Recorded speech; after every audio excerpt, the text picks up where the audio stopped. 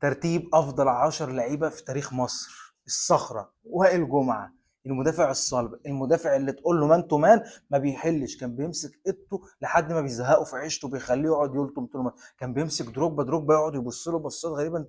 انت ايه يا عم؟ لازقه لبانه ولازقه إيه؟ ما بيسيبش، ما بيحل في المان تو مان. بس في السرعات وفي على الارض هو ما كانش بيعرف يلعب كوره، بس لاعب مان تو مان ما اقولكش. مدافع صلب. والصخره وائل جمعه يتحط رقم 6. مدافع برضه لسه في تقايل: بيبو الخطيب، محمود الخطيب. بيبو يعني رمز المتعة، يعني الفن، يعني حرفنة، يعني اللاعب السابق عصر. بيبو يتحط رقم 5 عشان في حاجات جاية تقيلة.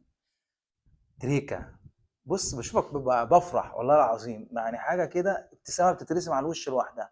أبو تريكة أمير القلوب. أبو تريكة الراجل اللي عنده مبدأ، ده رقم واحد حاجزها ونمبر 1 الحقيقي.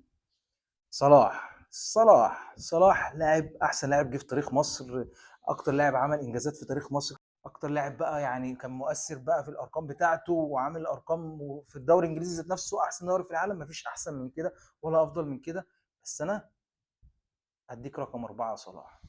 حق. زوما الحرفنه، اللاعب الموهوب، اللاعب اللي هو ثعلب، كان بيرقص 4 في لعبه، 2 في لعبه، 3 في لعبه، ما ينفعش يرقص واحد على واحد كده، كل ما يرقص لاعب لازم يقعده على الارض، ما ينفعش يرقص ترقيصه عاديه.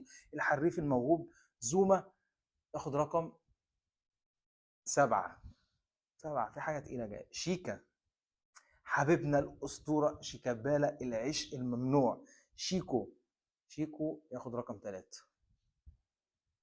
ميدو العالمي، حبيبي يا ميدو حبيبي، خد رقم 10 يابا. يلا يا بابا.